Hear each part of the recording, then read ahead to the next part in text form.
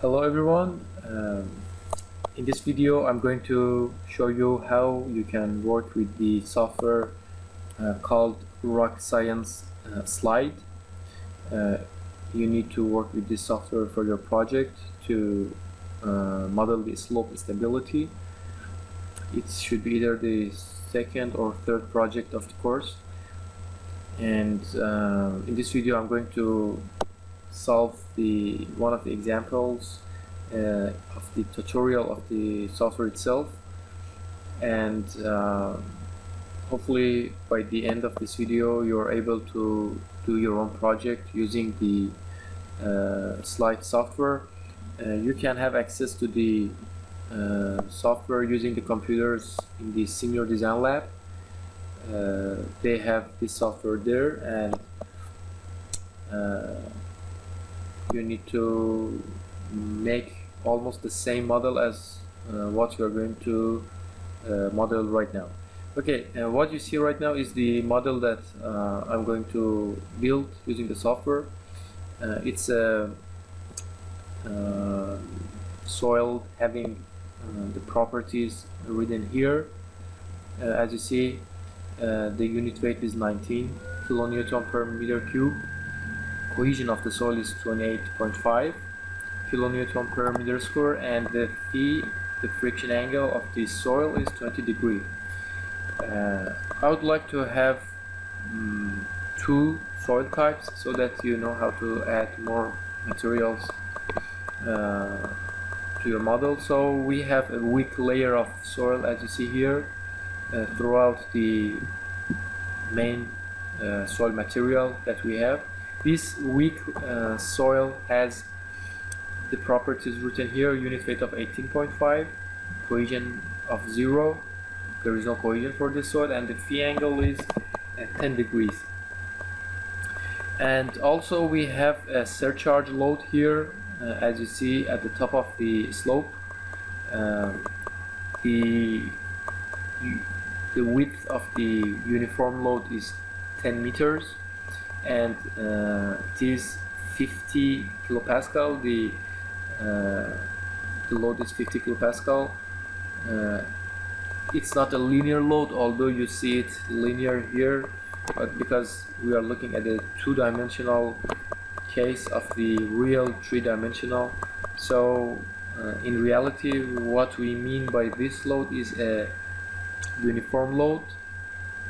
The length can be as long as our slope, the soil, and the width, what we need to know, is 10 meters. And then we have another needed dimensions. 95 meter is the length of the whole soil material, and then we have 34 here, 2 meters the thickness of the weak layer, and again 4 meters all the way to the top, which is gonna be around 40 meters the height of this, the right side. And for the left side we have 16, 2 meters the thickness, and then 10, which is 28 meters. And then the slope here we have is 2 to 1. As you see, 24 meter is this dimension, and 12 is the depth, so we have 2 to 1. And the other important thing about the condition we are going to model is the water in the system. The soil is saturated, and this curved line you see here is the top level of the water in the soil. So the water here is at the soil surface, the level of the groundwater, and then here we have it on this curved line. So we have dry soil at the top and the saturated soil at the bottom. This is the model we are going to use. I'm going to give you the PDF of the model, and when you are working with this tutorial you can have the access to see how I put the dimensions in the model. Okay, this is the environment of the software itself. As I told you, the name is Rocscience, but Rocscience does not only have slide, it has other softwares as well. It has, as I know, slope, saddle, which is for designing the settlement of the foundations or analyzing the settlement of the foundations. And there are some other like wedge. Most of them are for rock mechanics and rock engineering, but the thing you need to work for this course is slide, which is only designed to analyze your slope stability project. Okay, the first thing we need to do is to put the assign the limits of the environment we are working with. To do that, we need to go to the view and then limits. You see here, we want to set the dimensions of the environment we are working on. We can go with -5 for x coordinates, 0 for y coordinate. These are the minimum values, and then the maximum values for x would be 110 and 50. Let me first show you how to, before this one, how to set the dimensions, because we can either work with meter or we can work with foot as the dimensions for modeling. So after we set the models, we need to go to the project settings. We need to go to analysis, and then project setting. Whatever we need to set for the current project we are going to model, we need to do it here. The basic things of the model. So here the project title, you can set whatever name you want. Here, what I was talking about, the units, you can either go with metric. If you see, it has meter for the length, kilonewton for the force, and also the units for the weight. And then you can either use the imperial, which is feet pound unit. So we go with metric, and then the failure direction is gonna tell you either you have right to left failure or you have left to right failure, because the model we are going to build is this way, so we don't change it. And then the output, here you can either go with the standard or maximum. The default is standard, which is fine. It's gonna say at the end, I'm gonna show you more about this part. It's gonna tell you what kind of output you want from your model. The standard is will tell you the information just for the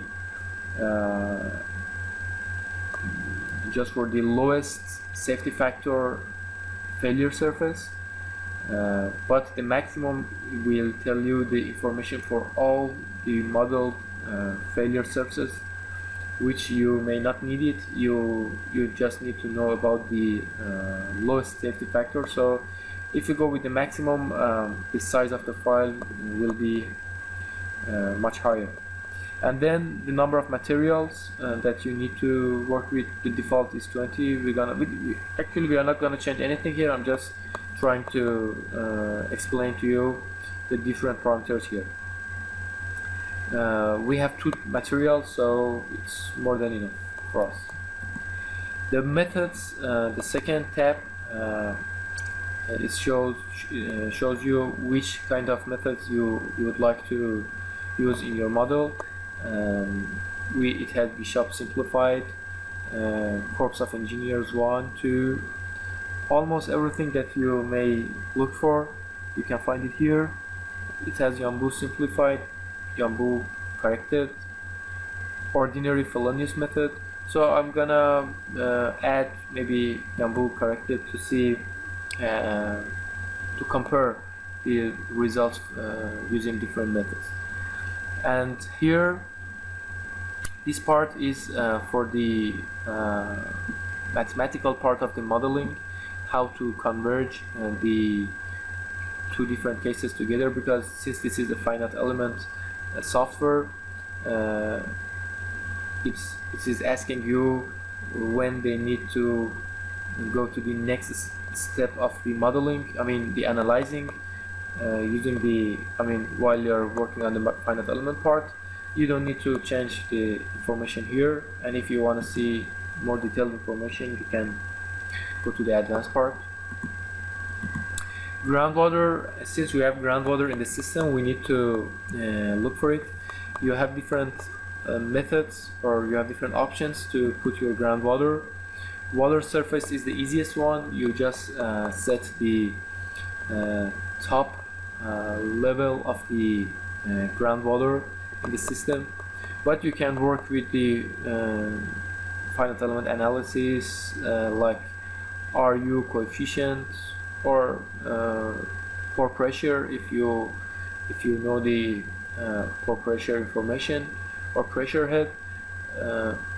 Basically these would be for the cases that you wanna model the semi-saturated case for the soil, but since we have the simple case, dry soil and saturated soil, water surface would be enough for us. And then unit weight of the water, you can set it here, and statistics, you don't need to change anything here. This is, as I said, the same as the other part, is for mathematical part of the design and modeling. And then random numbers, you don't need to change anything here. So these are the basic project settings that you work with.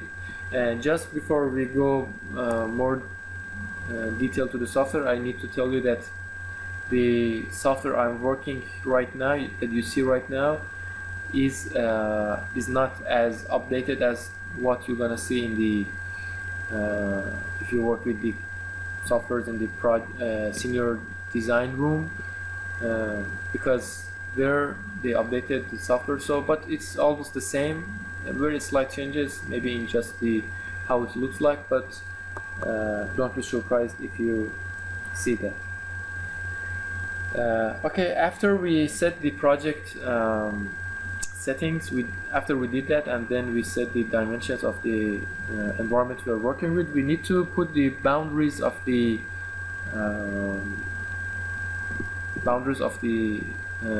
soil we have. I'm going to show you again what we're going to model. So how the software works, it considers all the exterior boundaries as the we need to put them first. They call it boundaries, and then these inner lines are considered as the I think material boundaries. So what we need to do, we start with the exterior boundaries. We set them all first, but because we already know we're going to have another soil material at the the weak soil material within the main soil we have, therefore while we are putting the exterior boundaries, we put the some nodes kind of here at the sides, so that at the end, when we want to put the interior boundary, we already have these points and we can easily connect the layers together. So I'm going to show you what I mean by this. So we start with the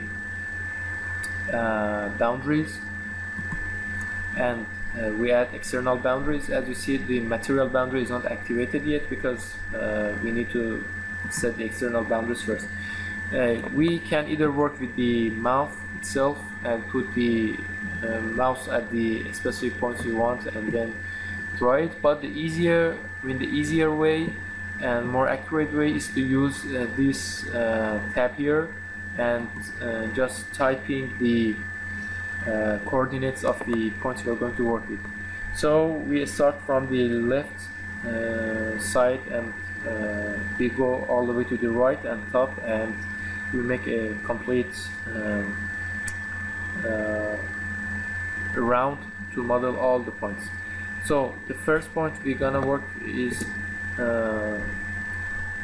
has the x coordinate of 5 and y coordinates of 0. As you know, the length of the model was 95 meters, so So if we start from 5, the next one would be 100 and 0, and then we go to the 134. This point would be the bottom layer of the weak soil material. The next one would be 136. 2 meter was the thickness, as you remember, and 140 is the top of the soil layer, and then 67, 40, then 43, 28,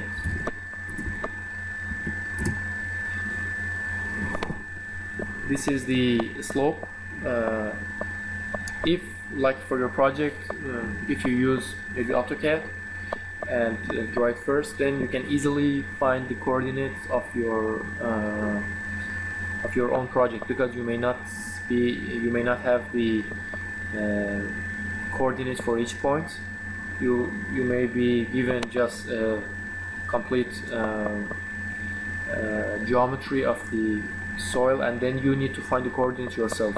You can either do it by hand or use AutoCAD to find these coordinates.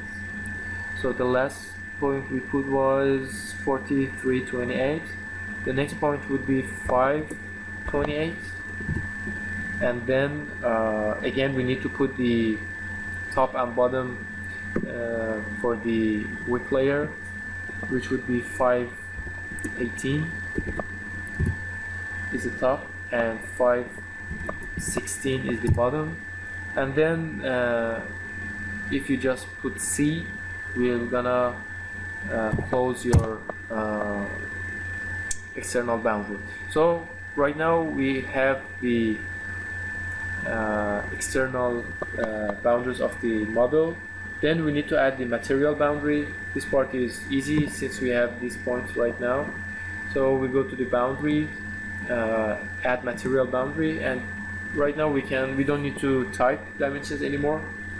We can just put the mouse on the one of the points, select it, and then go to the other one, to the top one, and select it again, and we can do right click, done, and then again add material boundaries. We go to this point, the other one, connect it to the other point, click, and then right click, and done.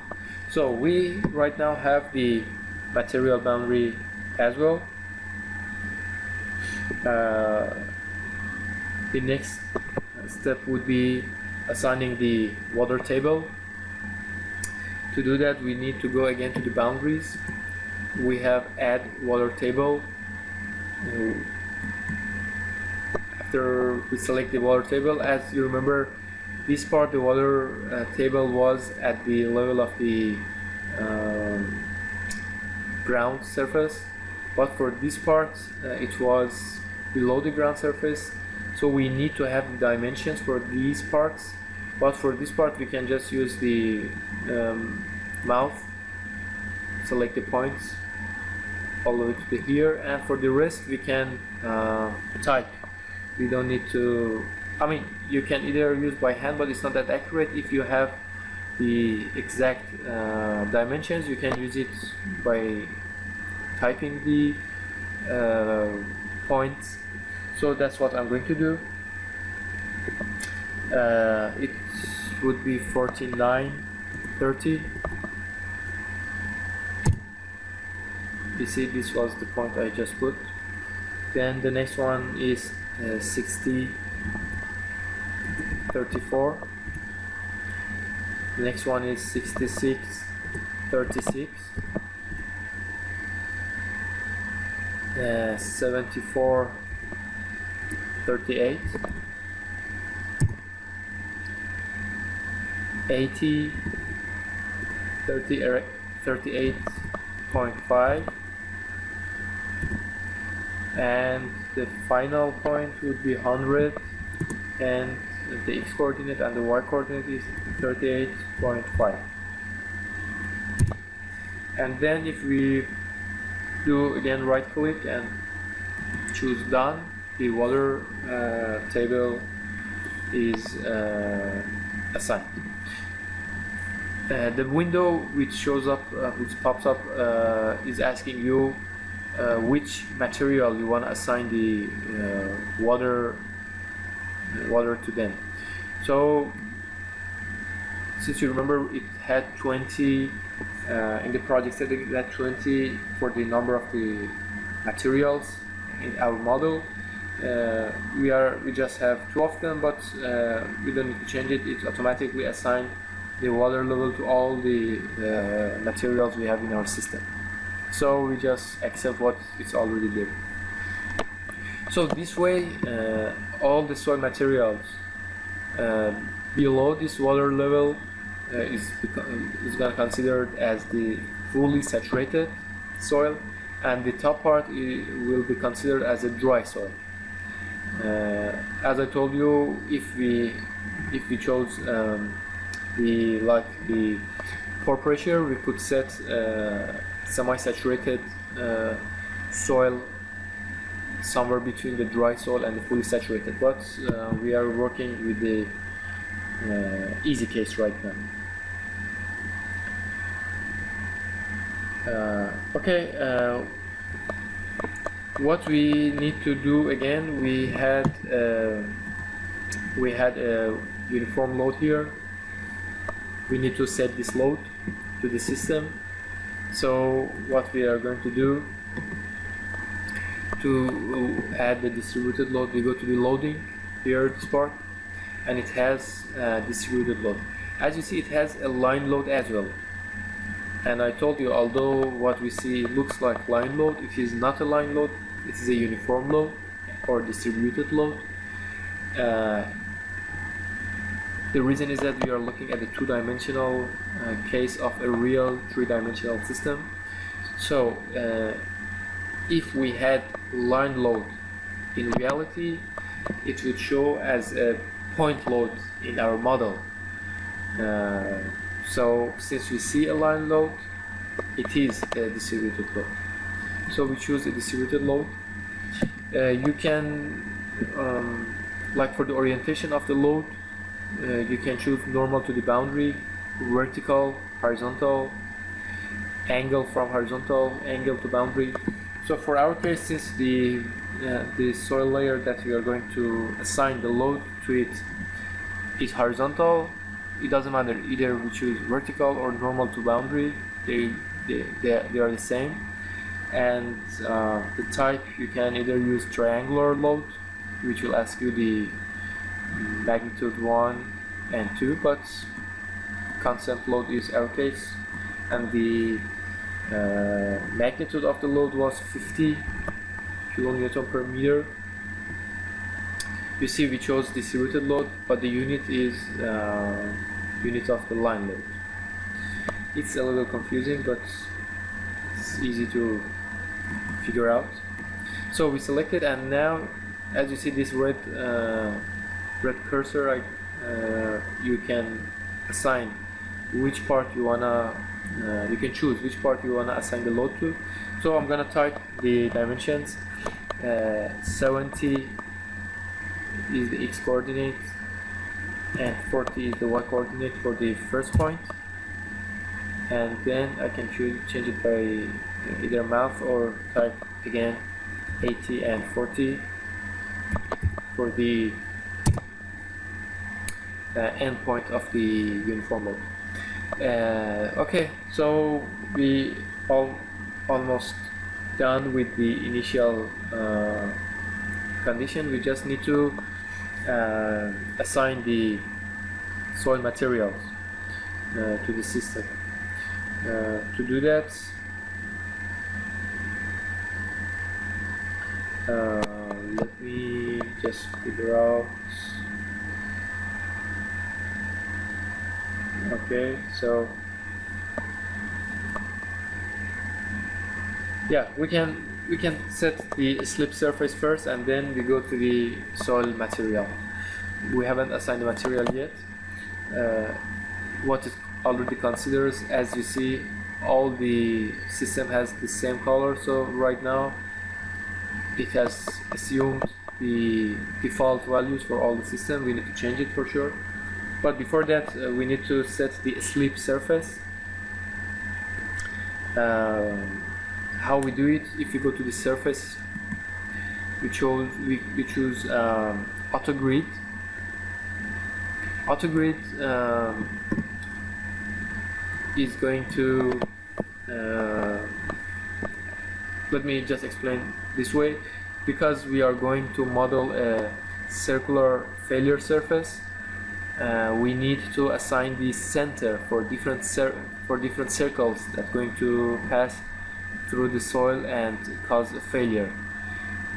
AutoGrid will automatically, based on the geometry of the model we already have, will assign an area. As you see here, this rectangular area for the different positions of the centers for the circle, for the failure circles that's going to pass through the system, and the number of intervals because it's gonna make it as a like a in a grid, different grids. So if you choose larger numbers, higher numbers, it will be more centered for the circle. If we choose lower numbers, it will be less centers for the circle. So if we keep 20 the default value, as you see, it will put 20 different divisions on each side of the rectangle. And in order to see them, if you do right click and we go to display options, I think it should be here, show grid points on each grid. If we select this one, yeah, and you see these are the different positions that the software going to consider as the places that the centers can be placed for the circles here. For each of them, it's gonna consider more than one, for sure, circles. Later we will see how it works. But as we had 20 divisions on each side, we're gonna have 21 different points on each side, and then 21 times 21, we're gonna have 441 I think different points. So it's gonna design 441 times the number of circles for each point. That's I'm show you later. These gonna be the number of all the different cases that the software is going to analyze, and the safety factor, and will tell us the safety factor, and then it will tell us the lowest safety factor of all these different models. Okay, so after we set the sleep surface, the only part left for us is to assign the properties of the soil material. So we go to the properties. We have defined material, defined support, defined tension crack if we have any in our system, assign properties. Because we need to first define properties, and then we go to the assign to say which part of the system has which soil material. So first we need to define it.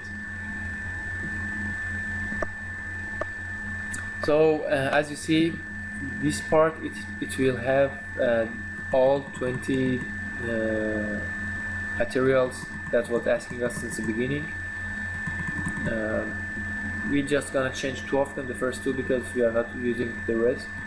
So the material 1 let's consider the main soil type we have as the material 1. As I showed you before, we have 19 for the unit weight, 28.5 for the cohesion, and 20 for the friction angle. We can choose the strength type. More coulomb is the straightforward. We are not going to change it since we just have the cohesion, friction angle, and unit weight. We're gonna work with more coulomb. Let me just show you. If we're gonna change it to, for example, Hawk Brown, we need more information to assign the material. So we can tell from the information we already have, we can work just with 1 coulomb. So the unit weight is 19, and the units, since at the beginning we changed it to metric, everything is in kilonewton per meter, even all the dimensions, the units, everything. The cohesion was 28.5, and the friction angle was 20 degrees. Here the water surface, as I told you, we chose the water table, and we are not going to change the HU. I mean, if you are interested in what is the HU and what is this number do, I'm gonna send you the tutorial itself, and it has explanation on this part. So the material 2, let's change the names as well. We're gonna call this one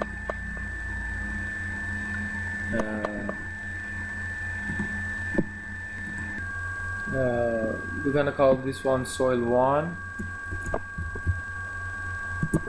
and then the second material, we're gonna call it weak layer.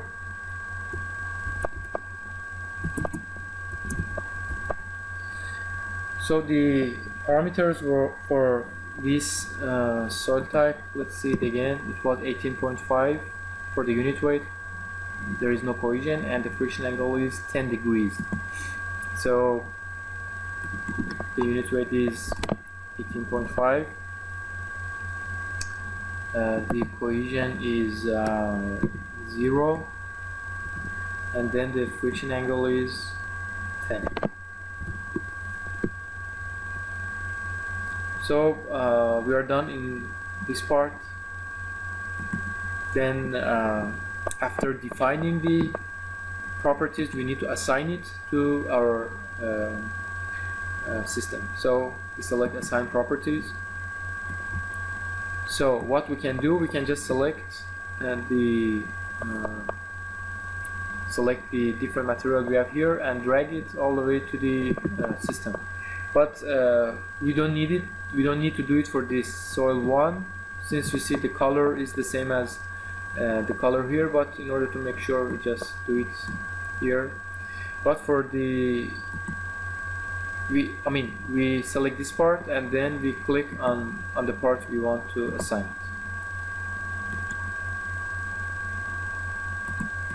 And then for the second part, we need to select it, and then select somewhere in the weak layer, and then do right click and done. So we assigned the 2 materials.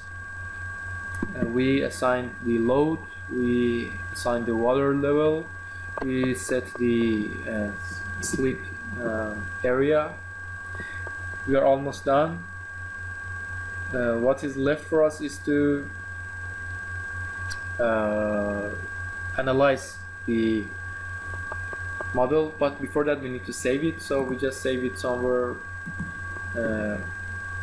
like I save it on my desktop, whatever, slide 1.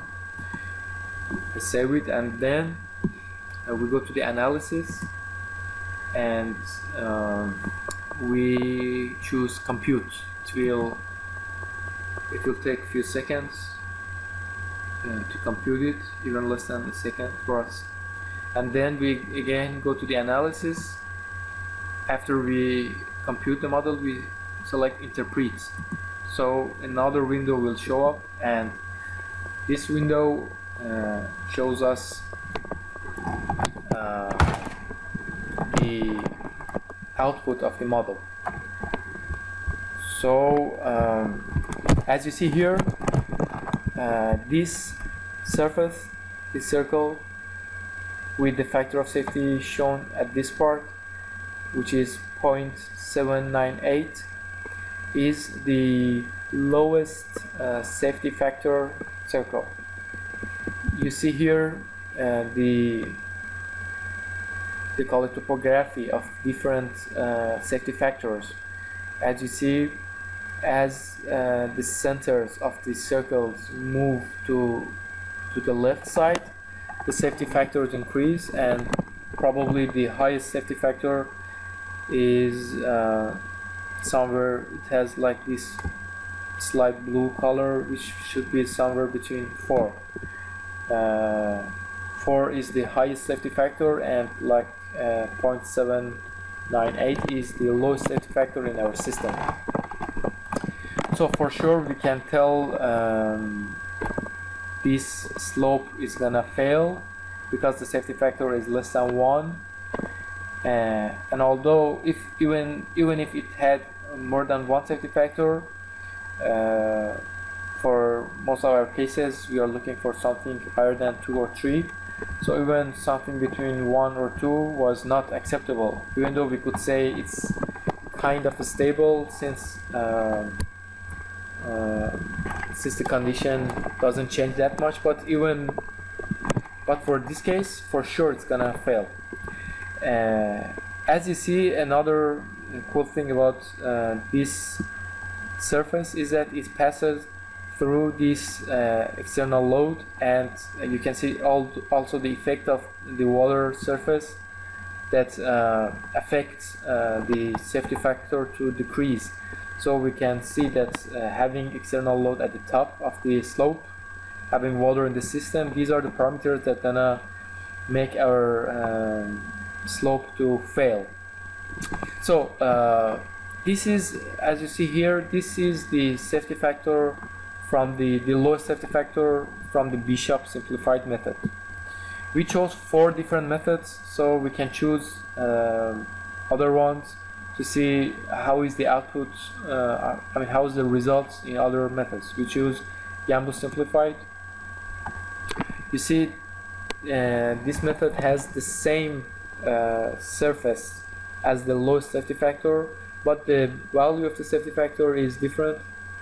For this one is 0.768, and for Gamble corrected, it's again the same surface but with a slight higher safety factor. And for the for the ordinary Fellenius is again the same surface but with a different safety factor. Not necessarily same surface should be the output of different methods. For this case it's like this, but for the case you're gonna design, you have different you may have different surfaces as the minimum safety factor of different methods. Okay, here we can do some interesting things that you need to do for your project to add them to your final report.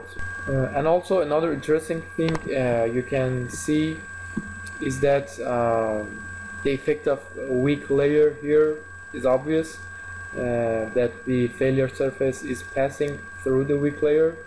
So beside the uniform load, the external load, beside the water in the system, having a weak layer in the system is gonna cause your system to fail. So after we have this output, we need to do more analysis on different failure surfaces. So if we go to the data, we have it here, and we choose minimum surfaces. Like this one, the one that we already see, the surface with failure factor of safety of 0.721 is the global minimum, which is the lowest of all modeled surfaces. If we choose minimum surfaces, as I told you, for each center point here, the software is going to model different numbers of surface and circles. These circles you see here are the minimum of for each center point. So these should be 441 different circles, and the safety factors for each of them for sure is higher than this one, but is the lowest of that specific center point. And as you see, most of the failure surfaces are passing through the weak layer, and it shows how important was this weak layer in causing failure in for this case. And if you want to see all the modeled surfaces, you go to data and you choose all surfaces, and you see the overall failure surfaces modeled for this case.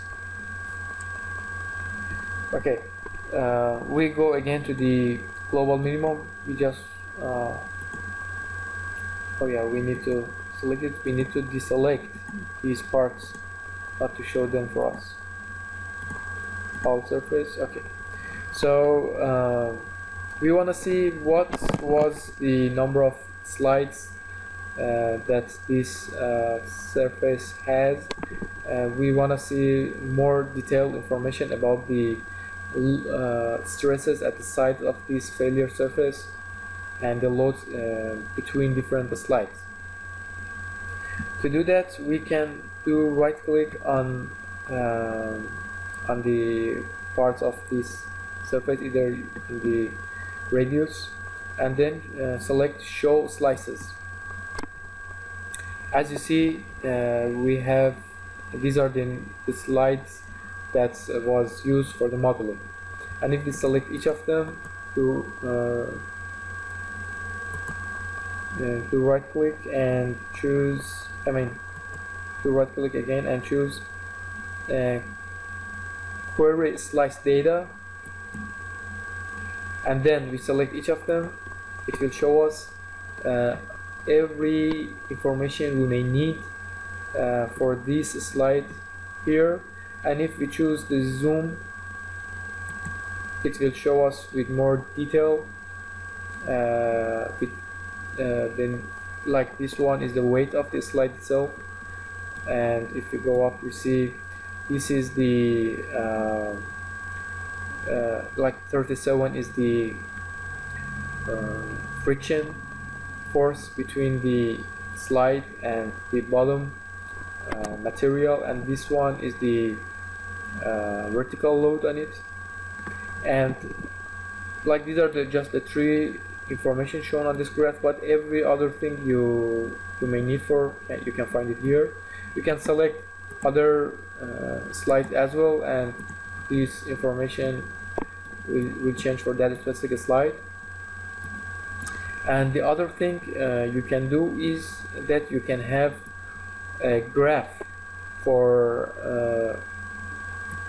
the friction forces here, or for the vertical loads here, alongside these failure surface. So in order to do that, in order to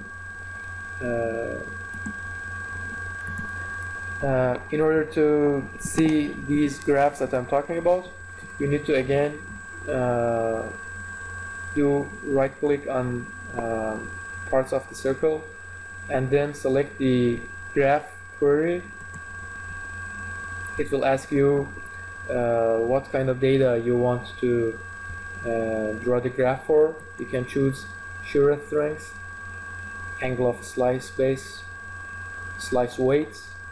So let's see how is the shear strength, friction strength changing alongside the failure surface.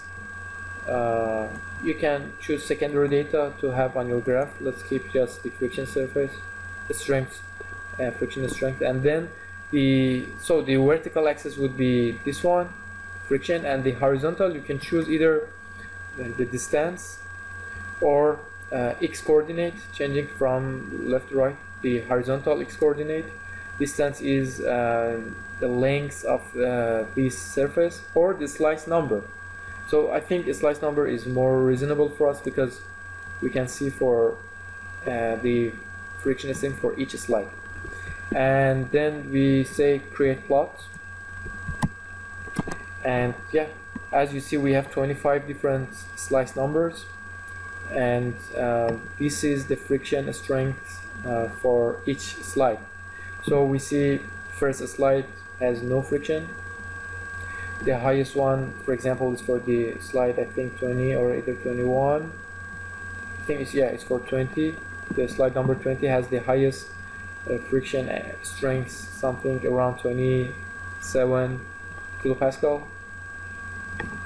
And for your project, you need to have this slide, this graph, which shows the friction angle alongside the slides, and then you can choose other information. Again, we go to the graph query and we choose if we can find the vertical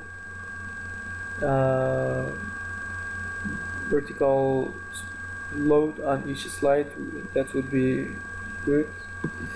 Let's see, cohesion strength, angle of a slice base, or a slice weight is also interesting. Let's choose this one, and again for each slide, so we choose a slide number as the horizontal axis, create plot, and you see the weights of the slides. So the first slide and the last slide, which are the smallest one, have the lowest values, but as we go to the middle parts, because the slides are larger, we have higher values for the weight. So yeah, these are how you can have the outputs from the software. So for your project, you need to add different information of the models you had, and you can, I think here, if you go to the print, you can print them as a PDF or as like I have PDF Writer or Adobe PDF. Yeah, you can choose to print it as a PDF and then print it and add it to your report. And I would like you to do it for the global minimum failure surface and another failure surface with different safety factors, and do this for two different methods. You can choose ordinary Fellenius and Bishop simplified, because I would like to see you comparing different methods together. And let's see, before we finish this tutorial, to see how we can choose other surfaces to work with. So yeah, in order to see different other slides, other failure surfaces, if you go to the query and then add query, you can move your mouse to different points, different positions of the centers, and then choose like one of them, and you see the safety factor here. The thing that I told you at the beginning when we were setting the project setting, if we chose the, I think, minimum for the output, or a standard, we chose the standard.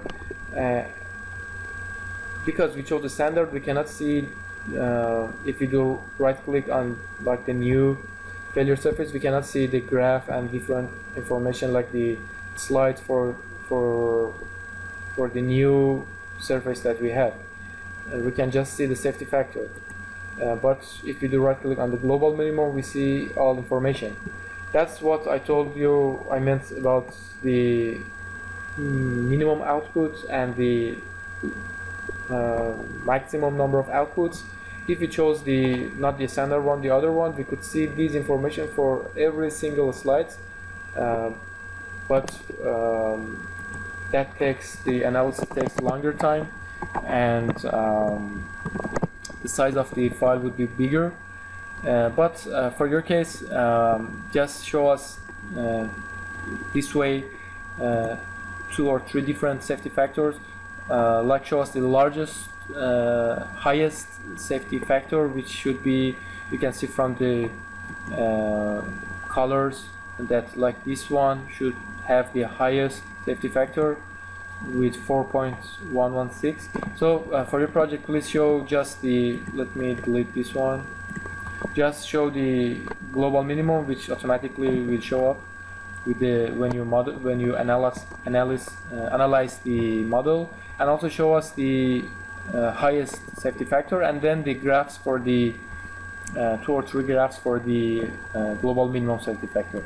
So this is a quick tutorial on how to work with this software. I hope it's helpful for you, and if you have any other question, you can either email me, you can find my email address on the Blackboard, or you can stop by my office and we can work on this software together.